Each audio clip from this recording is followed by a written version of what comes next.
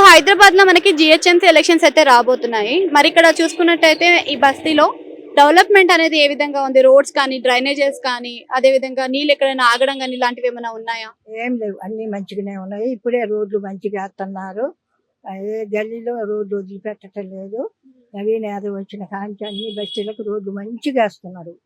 అంటే ఎమ్మెల్యే గానీ, కార్పొరేటర్ కానీ ఇటు రావడం ఈ సైడ్ ఇలా చేయడం ఏమైనా జరుగుతున్నాయా? వస్తున్నాడు ఎమ్మెల్యే, వచ్చిపోతున్నాడు, కార్పొరేటర్ వచ్చిపోతున్నారు. మాకు మాత్రం ఈ ఏరియాలో ఏం ప్రాబ్లం లేదమ్మా. గతంలో ఎలా ఉండేదమ్మా? గతంలో అంటే ఎప్పుడో 30 సంవత్సరాలు వేసిన రోడ్లు, మళ్ళీ ఇప్పుడు ఎమ్మెల్యేగా కలిసినప్పుడు నవీన్ యాదవ్ ఇప్పుడు అన్ని బస్తీలకి రోడ్లు వేపిస్తున్నాడు మంచిగా. అన్ని మంచిగా, ఏది కష్టం వచ్చినా మంచి పని చేస్తున్నాడు అంతే. అదే విధంగా చూసుకున్నట్టయితే కార్పొరేటర్ అనే ఎవరైతే ఉన్నారో ఈ ఏరియాకి, ఆ కార్పొరేటర్ పనుల విధానం అనేది ఏ విధంగా ఉందమ్మా?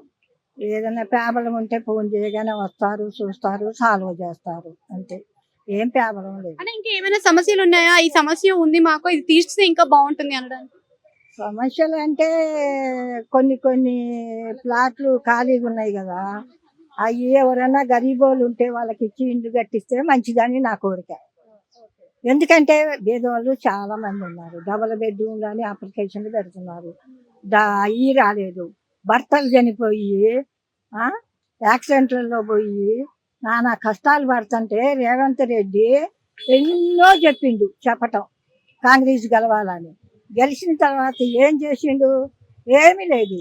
ఈ 4 ఏళ్ళు 5 ఏళ్ళు భర్తలు పోగొట్టుకొని చిన్న చిన్న పిల్లలు పెట్టుకొని చాలా గరీబోళ్ళు ఉన్నారు.